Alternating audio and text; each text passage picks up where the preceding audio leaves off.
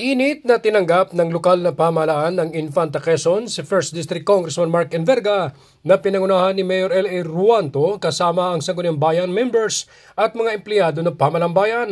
Ayon kay Congressman Enverga, sa tagal na panahong nagdaan, halos na isang dekada na siyang hindi nakatungtong sa munisipyo at ngayon na ulit siya nakabisita at nakaakyat sa lobismo ng munisipyo pati sa opisina ng alkalde na nagkaroon pa ng munting salo-salo sa kanyang pagdating.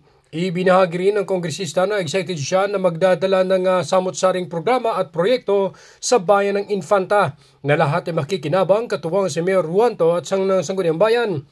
Inilahad din ng bawat department head sa kongresista ang kanilang mahinaing at pag-follow up sa mga nakabinbin na mga proyektong inaasahan ng mga infantahin na magdudulot ng malaking benepisyo sa mamamayan, kabilang na dito ang propose sa pag-construct ng mga daan na mas lalo pang magpapagaan sa daloy ng trapiko sa bayan. Ganon din ang sektor ng agrikultura na mabigyan ng sapat na suporta at iba pang mga programa.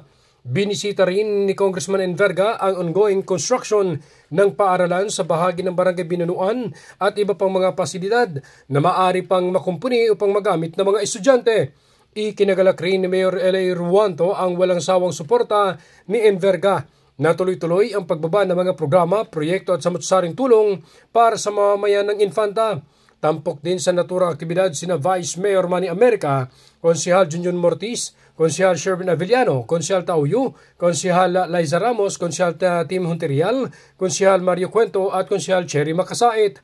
Kasabay nito, pinangunahan din ni Enverga ang pamamahagi ng family food packs sa Barangay Dinahican, katuwang ang lokal na pamahalaan ng Infanta na sa pangunguna ng kanilang alkalde, kasama ang mga miyembro ng sanggunian, ganun din sa pamamagitan ng Department of Social Welfare and Development, kaya't na isa katuparan ng naturang aktibidad sa ginanap na Barangay Covered Court.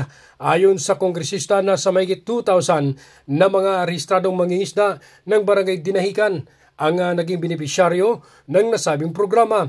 Bahagi rin ito ng kanyang pagsuporta lalo tigit masama ang panahon na hindi nakapalaot ang mga mangingisda kaya't lagi nakaalalay ang kanyang tanggapan.